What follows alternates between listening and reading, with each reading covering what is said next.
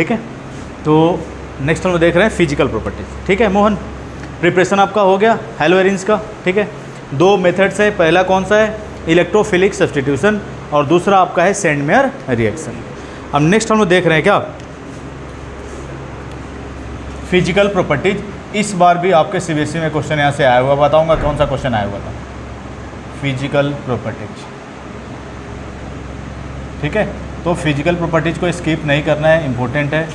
ठीक है, तो पहले हम लोग फिजिकल प्रॉपर्टीज की बात कर ले रहे हैं, किसकी, हेलो एल्केन्स की।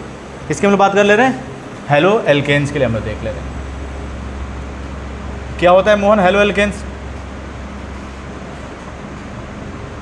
तो किसी भी एल्काइल ग्रुप के साथ अगर हैलोजन लगे हुए हैं तो इसे हम लोग क्या बोलते हैं, halo alkanes.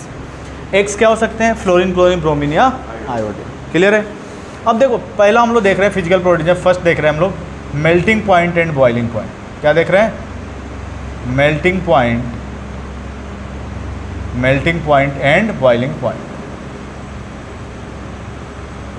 Melting point and boiling point. तो क्या करता है आपको, इसमें क्वेश्चन किस टाइप से आते हैं, तो आपको 4-5 हेलो एल्केन्स दे देगा, बोलेगा कि ये सेंडिंग या डिसेंडिंग ऑर्डर में, इंक्रीजिंग या डिक्रीजिंग ऑर्डर में मेल्टिंग पॉइंट और बॉइलिंग पॉइंट बताओ।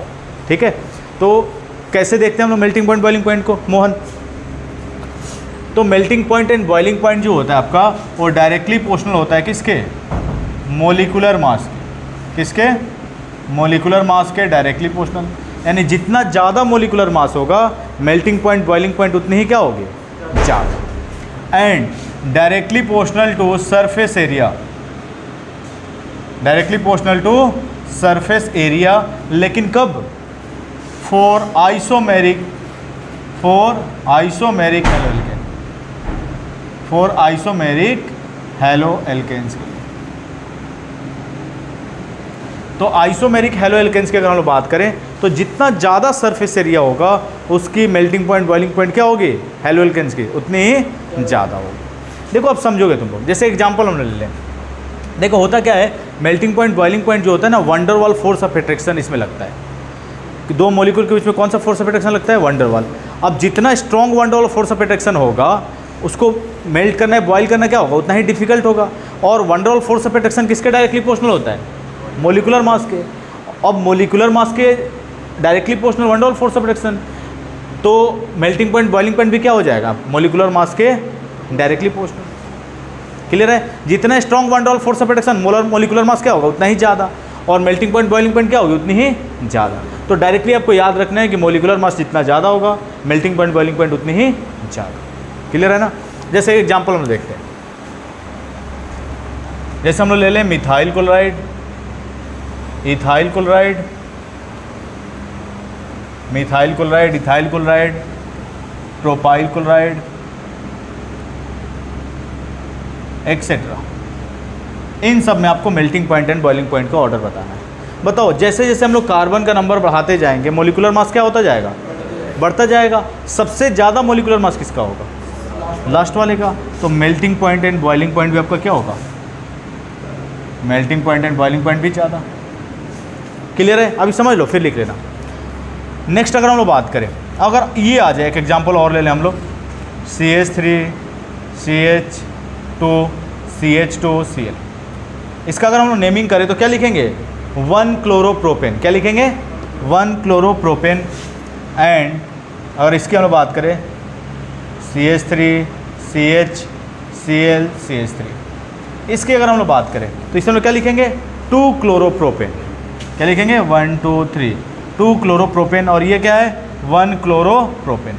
अब देखो दोनों का तो इसमें भी कितने कार्बन, 3 कार्बन, और कितने हाइड्रोजन, 7, और 1 क्लोरीन। इसमें भी 3 कार्बन 7 हाइड्रोजन और 1 क्लोरीन। अब बताओ एटम्स दोनों में क्या है, सेम है, तो क्या मोलिकुलर मास भी सेम होगा, होगा सेम। दोनों का मोलिकुलर मास क्या होगा, सेम होगा। तो फिर हम लोग क्या देखेंगे, सरफेस एरिया। मान लो इसमें हमारे क्लासरूम में कितने चेयर हैं, 20-30 चेयर हैं। अब आपको 20-30 चेयर है, 5-5 करके रखेंगे तो कम एरिया में आ जाएगा। लेकिन अगर एक एक करके एक लाइन से अगर सजाना हो तो उसके लिए एरिया क्या चाहिए, सरफेस एरिया ज़्यादा चाहिए। तो इन दोनों में सरफेस एरिया किसका ज़्यादा होगा, पहले वाले का। तो पहले वाले का सरफेस एरिया ज़्यादा, तो melting point and boiling point भी क्या होगा आपका, ज़्यादा। तो पहले वाले का melting point and boiling point भी क्या होगा, ज़्यादा। किससे, दूसरे वाले से, क्योंकि सरफेस। लेकिन ये कंसेप्ट तब अप्लाई आप करेंगे जब मोलिकुलर मास दोनों का क्या हो जाए, सेम हो जाए, यानी कि दोनों का मोलिकुलर फॉर्मूला सेम होगा लेकिन दोनों का स्ट्रक्चर क्या होगा, डिफरेंट। इसलिए हमने लिखा है यहाँ पे क्या, फॉर आइसोमेरिक हैलो एल्केन्स के लिए। तो फिर मेल्टिंग पॉइंट बॉइलिंग पॉइंट भी सेम होगी, क्लियर है ना, सरफेस एरिया भी सेम हो जाए, मोलिकुलर मास भी सेम हो जाए, तो फिर मेल्टिंग पॉइंट बॉइलिंग पॉइंट भी क्या हो जाएगी, सेम। ठीक है, नोट कर लो। ठीक है मोहन, कोई डाउट है इसमें? यशवर्धन। तो इस तरह से हम लोग क्या कर सकते हैं, melting point and boiling point बता सकते हैं किसी भी हैलो एल्केन्स का, कि मेल्टिंग पॉइंट बॉइलिंग पॉइंट की ऑर्डर हम लोग कैसे देखेंगे। ठीक है, अब देखो हैलो एरिन्स का हम लोग देखते हैं थोड़ा सा। मेल्टिंग पॉइंट किसके लिए देख रहे हैं, हैलो एरिन्स के लिए। ठीक है, तो पहले हैलो एल्केन का सारी चीज़ हम लोग खत्म कर लेते हैं, फिर हैलो एरिन्स की हम लोग बात कर लेंगे। ठीक है, पहले हैलो एल्केन्स के लिए हम लोग देख लेते हैं। ठीक है, तो इसे साफ करूं मोहन। तो नेक्स्ट अगर हम बात करें,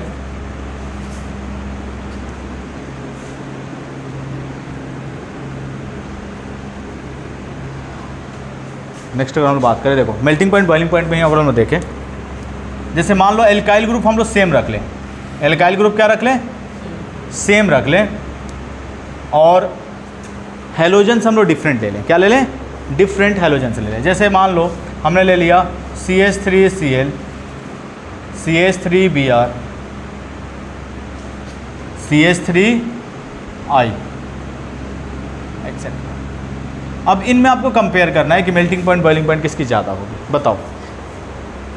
तो आपको पता है कि टॉप टू बटम हम लोग जैसे मूव करते हैं, फ्लोरीन से क्लोरीन, क्लोरीन से ब्रोमीन, ब्रोमीन से आयोडीन, तो आपका मोलिकुलर मास क्या होगा, ये मोलिकुलर एटम का मास क्या होते जाता है, बढ़ते जाएगा, और एटम का मास बढ़ेगा तो ओवरऑल मोलिक्यूल का भी मास क्या होगा, बढ़ेगा। यानी सबसे ज़्यादा मोलिकुलर मास किसका होगा, थर्ड वाले का, फिर Br का, फिर Cl का। तो ये आपका ऑर्डर हो जाएगा किसका, melting point and boiling point का। है कोई कन्फ्यूजन? तो ये तीनों ही एग्जाम्पल्स ध्यान रखोगे, जितने भी क्वेश्चन है मेल्टिंग पॉइंट बॉइलिंग पॉइंट के ऊपर हैलो एल्केन्स के, वो आप कर सकते हैं। क्लियर है? नेक्स्ट हम लोग बात करते हैं सेकंड प्रॉपर्टीज। सेकंड हम लोग देखते हैं डाइपोल मूवमेंट। क्या देखते हैं, डाइपोल मूवमेंट। हम लोग इसको म्यू से रिप्रेजेंट करते हैं। किससे रिप्रेजेंट करते हैं, म्यू से। क्लियर है? अब देखो अगर डाइपोल मोमेंट की बात करें तो जितनी ज़्यादा इलेक्ट्रोनिगेटिविटी होगी एटम की, उसका डाइपोल मोमेंट भी क्या होगा, उतना ही ज़्यादा। और सबसे ज़्यादा इलेक्ट्रोनिगेटिविटी की अगर हम लोग बात करें, इलेक्ट्रोनिगेटिविटी को हम लोग किससे रिप्रेजेंट कर लेते हैं, En से। तो सबसे ज़्यादा जो इलेक्ट्रोनिगेटिविटी होती है वो फ्लोरीन की, फिर क्लोरीन की, फिर ब्रोमीन की, फिर आयोडीन की। ये इलेक्ट्रोनिगेटिविटी का ऑर्डर है। क्लियर है? यानी कि डाइपोल मोमेंट डायरेक्टली प्रोपोर्शनल होगा इलेक्ट्रोनिगेटिविटी ऑफ X हैलोजन के। यानी कि जितना ज़्यादा इलेक्ट्रोनिगेटिविटी उतना ही ज़्यादा क्या होना चाहिए था, डाइपोल मूवमेंट। ठीक है? अब देखो इसे साफ कर लेते हैं। ठीक है, इसको ध्यान रखना है। लेकिन होता क्या है, अगर हम लोग बात करें यहाँ से, तो डाइपोल मोमेंट हमने लिखा था कि directly proportional to electronegativity of X। X क्या हो सकता है, फ्लोरीन, क्लोरीन, ब्रोमीन या आयोडीन। यानी जितना ज़्यादा इलेक्ट्रोनिगेटिविटी उसकी डाइपोल मोमेंट उतनी ही ज़्यादा। अब मैं कंपेयर करने के लिए बोलूँ, अगर मैं कंपेयर के लिए बोलूँ RF, RCl, RBr और RI। R क्या है यहाँ पे, यशवर्धन, एल्काइल ग्रुप कोई भी, CH3, CH2, CH3 कोई भी एल्काइल ग्रुप हो सकता है। अब इनमें आपको डाइपोल मोमेंट बताना है। तो देखो एक्सपेक्टेड अगर ऑर्डर की हम लोग बात करें, किसकी बात करें हम लोग, एक्सपेक्टेड ऑर्डर की, कि एक्सपेक्ट आप क्या कर रहे थे, एक्सपेक्टेड ऑर्डर, एक्सपेक्टेड ऑर्डर की अगर हम बात करें तो एक्सपेक्टेड आप ये है कि RF का सबसे ज़्यादा होना चाहिए था, फिर RCl का, फिर RBr और फिर किसका होना चाहिए था, RI। लेकिन एक्चुअल में ऑर्डर जो होता है, ये एक्सेप्शन है, ध्यान रखना है। एक्चुअल जो ऑर्डर होता है, एक्चुअल ऑर्डर कौन सा होता है, RCl का ज़्यादा होगा, फिर RF, फिर आपका RBr और फिर RI। तो ये ऑर्डर चेंज हो जाता है, आपको ध्यान रखना है। ये एक्सेप्शन है, RCl का किससे ज़्यादा हो जाएगा, RF से। ये एक्चुअल ऑर्डर है, तो ये ऑर्डर आपको ध्यान रखना है। ये ऑर्डर ध्यान नहीं, हाँ ये आ जाता है। डाइपोल मोमेंट होना चाहिए था ये, लेकिन एक्चुअल में होता क्या है, ये डाइपोल मोमेंट पे क्वेश्चन आते हैं मोहन। ठीक है, तो नोट कर लो। यशवर्धन पॉज कर दो, याद कर लो। ठीक है, जैसे एग्जांपल देखो, ये एग्जांपल दे दिया कि डाइपोल मोमेंट का ऑर्डर बताना है। किसका ऑर्डर बताना है? डाइपोल मोमेंट का। आपको दे दिया CH3F, CH3Cl, CH3Br and CH3I। अब आपसे पूछेगा, ये एग्जांपल है, ये डाइपोल मोमेंट आपसे पूछा है, ये एग्जांपल है, इसका ऑर्डर बताना है कि डाइपोल मोमेंट का ऑर्डर क्या होगा। तो क्या हो जाएगा? सेकंड वाले का सबसे ज़्यादा, फिर फर्स्ट वाले का, फिर थर्ड वाले का, और सबसे लास्ट में किसका होगा? फोर्थ वाले। सीधा ये एग्जांपल देके पूछ लेगा कि ऑर्डर बताना है। इसमें आपको कुछ एक्सप्लेनेशन नहीं देना है, सीधा ऑर्डर आपको बता देना है कि डाइपोल मोमेंट का ऑर्डर ये। क्लियर है ना? नोट कर लो।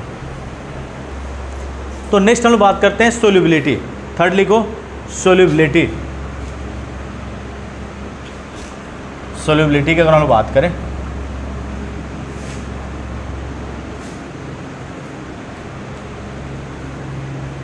तो थर्ड हम लोग बात कर रहे हैं solubility.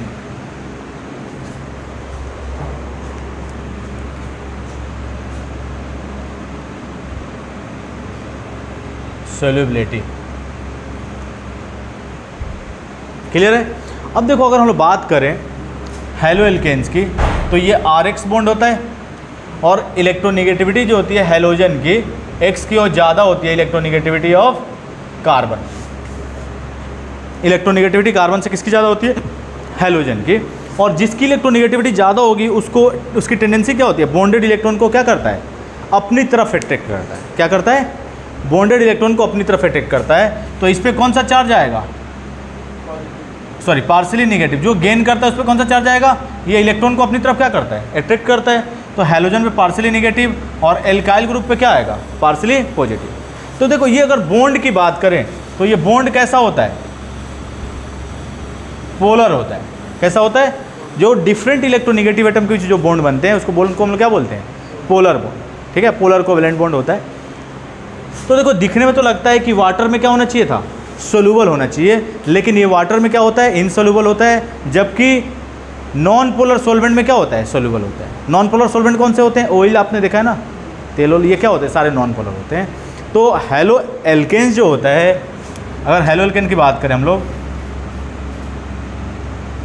Halo alkanes and haloarenes की अगर हम बात करें, haloalkanes and hello arenes,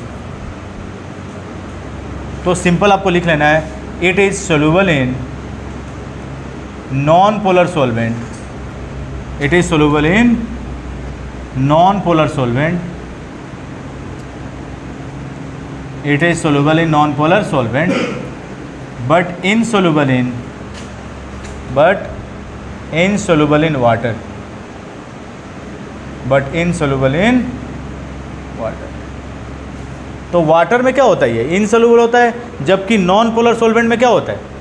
soluble होता है। देखो, होता क्या है समझ लो। यहाँ पे ये जो हाइड्रोजन बॉन्डिंग करता है वाटर मॉलिक्यूल, जैसे ये दूसरे वाटर मॉलिक्यूल के साथ क्या करेगा? ये दूसरे वाटर मॉलिक्यूल के साथ हाइड्रोजन बॉन्डिंग करेगा। ठीक है, तो दूसरे वाटर मॉलिक्यूल के साथ अगर हाइड्रोजन बॉन्डिंग करेगा,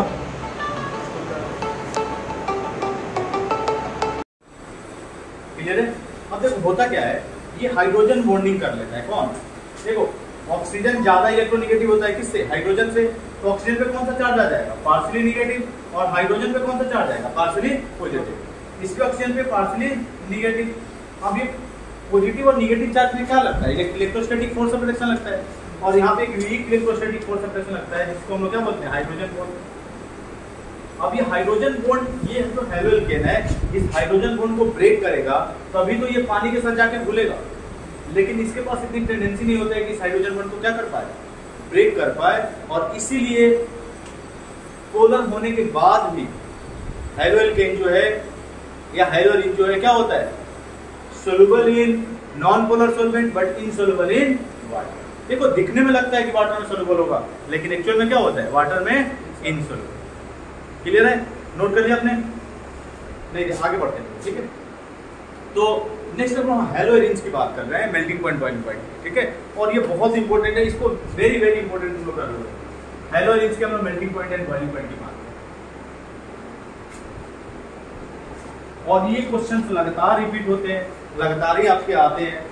जेई में भी आए हुए हैं, नीट में भी क्वेश्चंस आए हुए हैं, आपके बोर्ड में भी आए हुए हैं, ठीक है। लास्ट ईयर भी क्वेश्चन नहीं आया था। तो अगर हम बात करें हैलोजेंस की, melting point and boiling point, melting point and boiling point, melting point and boiling point, melting point and boiling point किसके लिए? इसके लिए हम लोग देख लें हैलोजेंस। क्या होता है हैलोजेंस मोहन? बेंजीन के ऊपर हैलोजन, ठीक है। अब देखो यहाँ पे ये आपके हैलोजेंस हैं। पहला है 1,2 डाइक्लोरोबेंजीन, इसको हम क्या बोलेंगे? 1,2 डाइक्लोरोबेंजीन। नाम लिख दे रहा हूं, 1,2 डाइक्लोरोबेंजीन,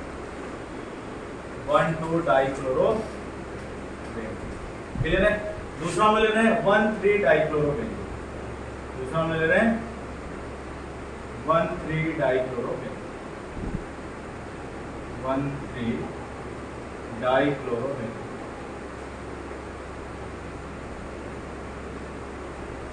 और नेक्स्ट हम ले रहे हैं 1,4 डाइक्लोरोबेंजीन,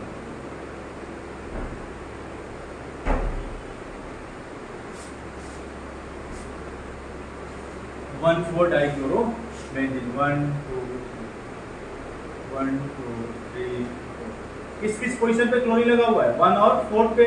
तो क्या लिखेंगे? 1,4 डाइक्लोरोबेंजीन। और नंबर के बीच में हमेशा क्या लगाते हैं? कोमा लगाते हैं। और नंबर और वर्ड के बीच में क्या लगाते हैं? डैश लगाते हैं, याद रखना है। डाइक्लोरो, 2 क्लोरीन है तो क्या लिखेंगे? डाइक्लोरो। 3 क्लोरीन है तो क्या लिखेंगे? ट्राइक्लोरो। क्लासिफिकेशन में बताया था। तो 1,2 डाइक्लोरोबेंजीन नहीं बताया था मोहन? डाइक्लोरोबेंजीन, सॉरी डाइक्लोरोहेलोजीन, डाइक्लोरोहेलोजीन बताया था ना। अब इनका मेल्टिंग पॉइंट, बॉइलिंग पॉइंट जो है ये बहुत इंपॉर्टेंट है। लगातार यहाँ से क्वेश्चन आए, तुम लोग जाके देखो कि लगातार ही क्वेश्चन आए हुए हैं यहाँ से। सीबीएसई हो, नीट हो, जेईई हो, हर जगह क्वेश्चन आए, ठीक है। किसी का भी सीबीएसई में, नीट में एंड जेईई में यहाँ से लगातार ही क्वेश्चन आए।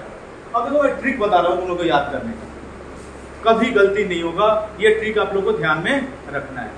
अगर ध्यान में रखोगे कभी क्वेश्चन गलत नहीं होगा, नहीं तो इस ऑर्डर में हमेशा बच्चों का कंफ्यूजन है।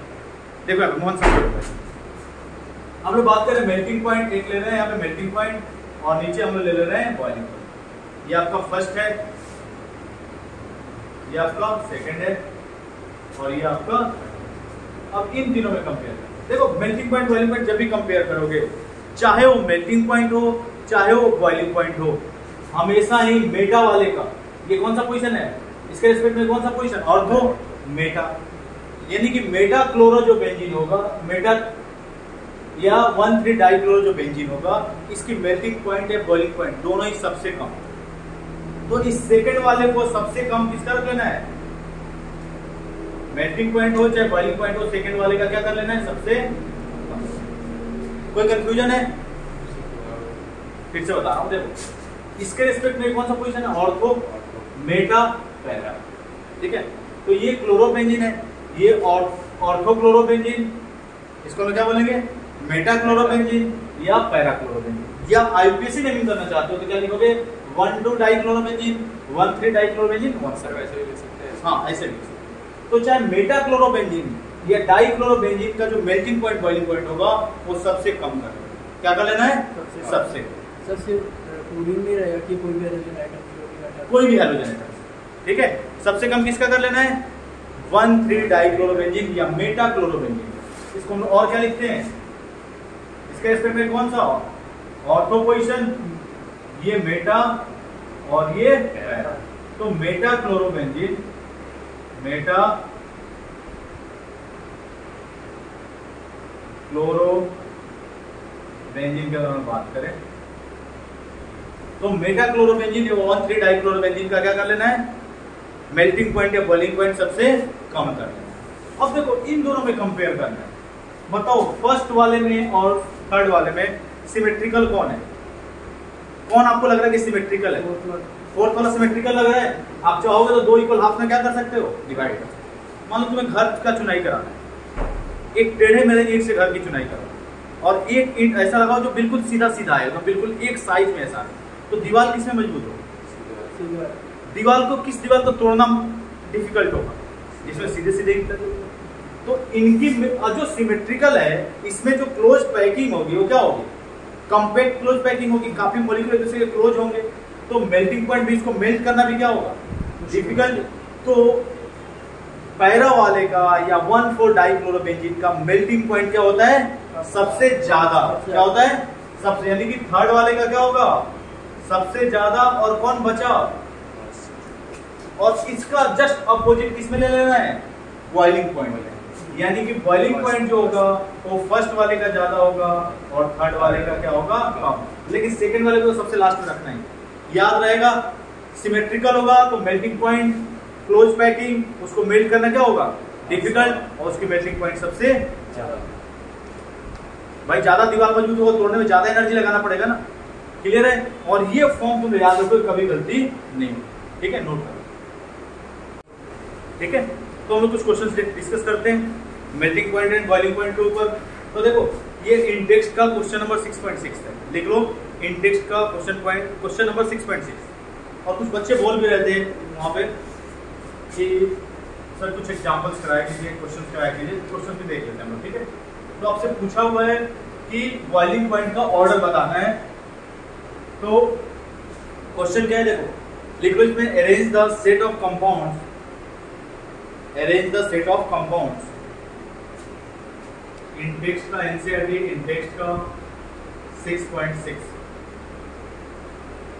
Arrange the each set of compound, arrange the each set of compound, each set of compounds, arrange the each set of compounds in order of increasing, in order of increasing boiling point, in order of increasing boiling point। यानी कि simple आपको question में करना क्या है, जो compounds given है इनका बॉइलिंग पॉइंट इंक्रीजिंग ऑर्डर में बताना। ठीक है, तो पहला है ब्रोमो इथेन। क्या है? Bromo ethane. देखो लिखते चलता हूं। तो इसका 6.6 का फर्स्ट क्वेश्चन है ब्रोमो इथेन। तो CH3 CH2 Br, this is the bromo ethane. Next है ब्रोमोफॉर्म। याद करो, CHX3 को हम लोग क्या बोलते हैं? This is the haloform. Try halogen compounds में बताया था मोहन, CHX3 क्या होता है? हेलोफॉर्म। अगर क्लोरीन आ गया तो क्या लिखेंगे? क्लोरोफॉर्म। ब्रोमीन आ गया तो ब्रोमोफॉर्म। आयोडीन आ गया तो आइडोफॉर्म। तो बताओ ब्रोमोफॉर्म का फॉर्मूला क्या हो जाएगा? मॉलिक्यूलर फॉर्मूला CHBr3 नहीं होगा? क्या हो जाएगा ये? ब्रोमोफॉर्म। नेक्स्ट है क्लोरोमीथेन। नेक्स्ट है आपका chloromethane, this is the chloromethane. And next है आपका डाईब्रोमोमीथेन। नेक्स्ट है आपका डाईब्रोमोमीथेन यानी CH2Br2। नेमिंग करने में कोई प्रॉब्लम है? पहला क्या है? Bromoethane, bromoform, chloromethane and डाईब्रोमोमीथेन। अब आपको क्या बताना है? बॉइलिंग पॉइंट का ऑर्डर। तो सबसे ज्यादा बॉइलिंग पॉइंट किसका होगा? तो देखो सेकेंड एलिमेंट का बॉइलिंग पॉइंट सबसे ज्यादा होगा। क्यों बॉइलिंग पॉइंट सेकेंड वाले का सबसे ज्यादा? क्यों? क्योंकि सबसे ज्यादा मोलिकुलर मास, सबसे ज्यादा मोलिकुलर मास किसका होगा? Br। क्योंकि तीन Br लगे हुए हैं और Br का मोलिकुलर मास काफी ज्यादा होता है कार्बन के कंपेयर में। तो CHBr3 का बॉइलिंग पॉइंट क्या होगा? सबसे ज्यादा। अब इन तीनों में अगर हम लोग कंपेयर करें तो फिर क्या होगा? CH2Br2, CH2Br2। अब इन दोनों में बताओ फिर क्या होगा? CH3 CH2Br। और सबसे कम किसका होगा? CH3Cl का। किसका होगा? CH3Cl। तो ये आपका बॉइलिंग पॉइंट का ऑर्डर हो जाएगा। ये फर्स्ट क्वेश्चन था। है कोई कंफ्यूजन? सेकंड क्वेश्चन देखो, 1 क्लोरोप्रोपेन यानी methane, ethane, propane, 3 carbon propane में, और फर्स्ट पोजीशन पे क्या लगा हुआ है? क्लोरीन। इसको हम क्या लिखेंगे? 1 क्लोरोप्रोपेन। क्लियर है? देखो कंपाउंड अगर नेम दिया हुआ है तो कंपाउंड आपको लिखने आना चाहिए, तभी क्वेश्चंस कर पाएंगे। दूसरा है आइसोप्रोपाइल क्लोराइड। दूसरा कौन सा है? आइसो, यानी कि सेकंड पोजीशन पे क्या लगेगा? Cl। This is the isopropyl chloride. इसको हम क्या बोलते हैं? क्लोरोप्रोपेन। 1 क्लोरोप्रोपेन है, 1 क्लोरोप्रोपेन, 1 क्लोरोप्रोपेन। कोई कंफ्यूजन है नेमिंग में? यस वर्धन? फर्स्ट पोजीशन पे क्लोरीन लगा हुआ है, तो क्लोरो और 3 कार्बन वाले को क्या लिखेंगे? प्रोपेन। 1 क्लोरो। अब इसको 2 क्लोरोप्रोपेन, ये आईयूपीएसी नेमिंग हो गया। आईयूपीएसी नेमिंग क्या हो गया? आईयूपीएसी नेमिंग क्या हो गया? 2 क्लोरोप्रोपेन, 2 क्लोरोप्रोपेन। और इसको हम लोग और क्या लिखते हैं? देखो, अगर सेकंड पोजीशन पे Cl लग गया तो इसको हम लोग बोलेंगे आइसोप्रोपाइल। इस ग्रुप को हम लोग क्या बोलते हैं? देखो, मैं लिख दे रहा हूं, CH3 CH, CH3 CH, CH3। इस ग्रुप को हम लोग क्या बोलते हैं? This is the isopropyl. क्या बोलते हैं? आइसोप्रोपाइल। और आइसोप्रोपाइल क्लोरीन लग गया तो क्या लिखेंगे? Isopropyl chloride. तो 2 क्लोरोप्रोपेन लिखो या आइसोप्रोपाइल क्लोराइड लिखो, एक ही कंपाउंड होता है। ठीक है, याद रहेगा Mohan? Isopropyl, isopropyl chloride. Clear है? अब नेक्स्ट है आपका 1 क्लोरोब्यूटेन। क्या है? 1 क्लोरोब्यूटेन, यानी कि CH3 CH2 CH2 CH2 CH3। First position पे क्या लगाएंगे? क्लोरीन को लगाएंगे। 1 2 3 4, क्योंकि बोला हुआ है कि 1 क्लोरोब्यूटेन, यानी कि किस पोजीशन पे क्लोरीन होगा? First position. अब इसकी बॉइलिंग पॉइंट का ऑर्डर बताना है। देखो कितना आसान क्वेश्चन है। अगर बॉइलिंग पॉइंट का ऑर्डर अगर बताना है, इसको मान लो हम लोग ले ले फर्स्ट, इसको हम लोग ले ले फर्स्ट, ये सेकंड और ये थर्ड। ये आपका फर्स्ट है, ये आपका सेकंड है और ये आपका थर्ड है। तो बॉइलिंग पॉइंट का ऑर्डर बताओ। इंक्रीजिंग ऑर्डर में सबसे कम किसका होगा? सबसे कम इन दोनों का सबसे ज्यादा मोलिकुलर मास किसका है? थर्ड वाले का। तो बॉइलिंग पॉइंट सबसे ज्यादा, तो थर्ड वाले का तो भाई सबसे ज्यादा होगा, ये कंफर्म होगा। अब इन दोनों में हम लोग कंपेयर करना है। जब मोलिकुलर फॉर्मूला सेम हो जाए, बताओ मोहन क्या है? यही एग्जांपल हमने डिस्कस किया था थोड़ी देर पहले। अगर दोनों का मोलिकुलर फॉर्मूला क्या हो जाए? सेम हो जाए, तो सरफेस एरिया किसकी ज्यादा होगी? सेकंड वाले, फर्स्ट वाले की। तो फर्स्ट वाले की सरफेस एरिया ज्यादा, तो इसकी बॉइलिंग पॉइंट भी ज्यादा। और फिर कौन बचा? कर पाओगे? आसान है।